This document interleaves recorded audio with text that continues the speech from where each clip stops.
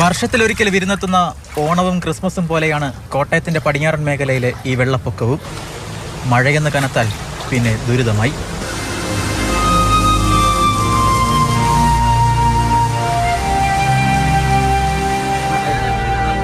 കോട്ടയം ഇല്ലിക്കൽ സ്വദേശി baby stroke വന്ന് കിടപ്പിലായിട്ട് വർഷം 3 കഴിഞ്ഞു. വീടിനുള്ളിൽ വെള്ളം കയറി തുടങ്ങിയാൽ പിന്നെ ഈ ഇരിപ്പാണ്. ഒരേ സമയം വെള്ളത്തിനോടും ജീവിതത്തിനോടുമുള്ള പോരാട്ടം. ഇപ്പോൾ എനിക്ക് ബുദ്ധിമുട്ടുണ്ട്. കാരണം ഈ തണുത്ത കാറ്റൊക്കെ അടിക്കുന്ന കാരണം രാവിലെ ഈ വെള്ളത്തിലല്ലേ ഇങ്ങനെ ശരിക്കൊന്നും ഉറങ്ങാൻ പറ്റിയല്ല. പിന്നെ വല്ല ആഹാരം ഉണ്ടാക്കി കഴിക്കണമെങ്കിൽ ബുദ്ധിമുട്ട്. വിറയില്ല, ഇതെല്ലാം ഒഴുകി പോവുക. എടുത്ത് ശേഖരിച്ച് വെക്കും. മഴക്കാലത്ത് പെട്ടെന്നല്ലേ ഈ വെള്ളപ്പൊക്കം വരുന്നത്. അന്നേരം വിറകെല്ലാം ഒഴുകിപ്പോകും. ഇപ്പോൾ സൂക്ഷിച്ച് വെച്ച വിറകെല്ലാം ഒഴുകിപ്പോയി. ഇതൊരു കുടുംബത്തിന്റെ മാത്രം ദുരിതമല്ല.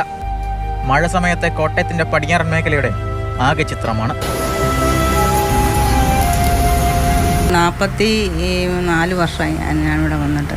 അന്ന് തൊട്ട് ഈ വെള്ളത്തിനകത്ത് ഉള്ള ജീവിതം. ബാത്റൂമിലൊക്കെ പോകണേ 2-3 പേര് പിടിച്ചു വേണം ബാത്റൂമിൽ കൊണ്ടുപോകാനായിട്ട്. പിള്ളേർ ഒരാൾ മാറി താമസിക്കുമായിരുന്നു. അവനെ ഇപ്പം വിളിച്ച് വരുത്തിയതാണ്.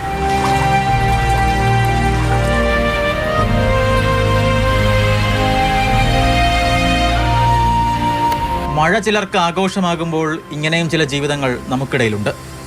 മാനം കറക്കുമ്പോൾ ഉള്ളിൽ ആദിയേറുന്ന ചില ജീവിതങ്ങൾ. കോട്ടയത്ത് നിന്ന് ക്യാമറമാൻ ജോബിൻ തേക്കടിക്കൊപ്പം Shinoj S T, Mathrubhumi news.